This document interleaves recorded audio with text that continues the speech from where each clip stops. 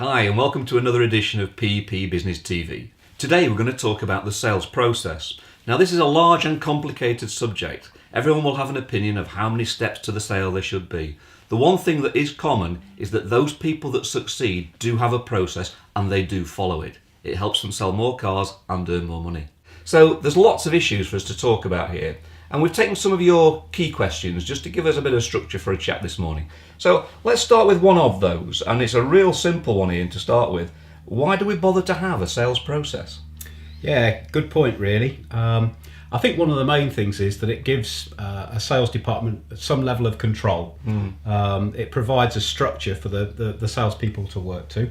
Sure. I think from a point of view of the customer, it appears professional as well. So the salespeople are working to, if you like, a script, but it's important that it doesn't feel like a script for the customer. Yeah. So there's some control, but the customer sort of feels engaged with it as well. Yeah, absolutely.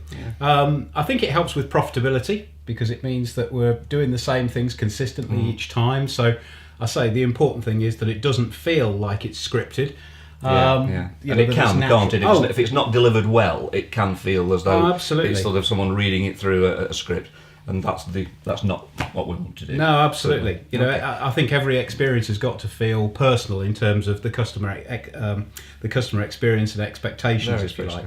So what sort of thing? I mean, one of the next questions that we have that's come in regularly is, what should we actually include in a sales process? What sort of content should be there? I think this is always a difficult one. Everyone says, "Oh, we've got a 3-step process, a 5-step process, a 10-step or process, as many as you want." Process. Absolutely. Yeah. I think largely it depends who you listen to, but I think in terms of the core elements, if you like, are that you've got to have some sort of greeting, some sort of welcome for the customer, that there's a qualification process to understand the customer's needs. And that's always an interesting one. People say, well, what is qualification? I mean, that's a whole different conversation, really, but just the basic finding out of what they're there for, really, isn't it? Some simple questions to find out what they're looking for and why. Yeah, absolutely. Yeah. And what's brought them there to, in terms of which element of the marketing has worked for the business, so that they're understanding what the return is. It all builds up to being part of it, how the customers arrived at our door. Obviously, one of the next steps would be presentation of the products. So once we've understood what the customer wants, show them. Yeah, we've got to go and show them it. Yeah. And again, it's one of those things where you say, well, we have a 3-step walk around, a 7-step walk around, but as long as you have a process, it can be made too complicated, can't it? Really? Oh, for sure. Yeah. Absolutely. Test drive, some sort of dynamic test drive, so that the customer gets to experience it. The old adage, bums on seats sells cars. Absolutely. Well, there's nothing like it. I think if you get someone's interest and they go out and actually drive and experience the product, then it's got to help, hasn't it? It's a key part of the process, certainly. I think quite often, we lose, we lose sight of the fact that it's an emotional experience for the customer.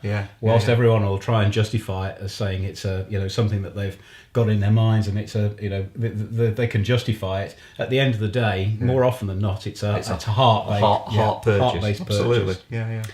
Some sort of clarification. So when we've done the presentation, when we've done the test drive, we need to reaffirm with the customer that we're showing them the right product. And we're agreeing what we've got so far, and we're following each other's thoughts, and we're actually in the same direction. There's no point in offering a deal on a vehicle that the customer doesn't like or doesn't want. And it happens occasionally, certainly. Inevitably, some level of negotiation and a closing process. Nobody ever quite wants to pay what we asked for, I guess, do they? For sure. Everyone wants a deal. Yeah, sure. There's a handover, obviously. Once we've concluded the business, the customer, obviously, it's the highlight of the customer's experience in terms of the fact that they're got the keys and ready to go. Yeah, picking up the new car, and that needs to be a special occasion, doesn't it? Very much so. Yeah. And I think in terms of process, that we need some sort of methodology for following up the customer once they've bought. Yeah, if nothing else, just the polite, how's it doing? You've had the car a few days or whatever, let's just make sure everything's good. Good. And that quite often is contentious. There's often concerns with salespeople making that call. In case there's a little problem. For sure. Okay, great. Well, one of the next questions, which just continues from that really, is if we've got a sales process, how do I actually get better at delivering it? Well, I guess it's a fairly simple answer, isn't it, really? If you want to get better at something, what do? Practice. Just practice it. And it is one of those things that, like anything, the more frequently you do it, the more you rehearse it, the more natural it becomes. And it's almost a second nature type approach, isn't it? Yeah, absolutely. some good results for that. I think there were a few little notes I've seen that's come through from some of the guys there about becoming more comfortable, more confident with it. The fact that you're in control of it as well, because that's the thing that's I think key for so many salesmen, is that they let the customer sort of take over the conversation if they're not careful. Definitely, certainly, yeah. Okay, so if we had a process, then well, can I change it? Is it fixed? Do I have to follow it exactly as it is? Well, what's your thoughts on that?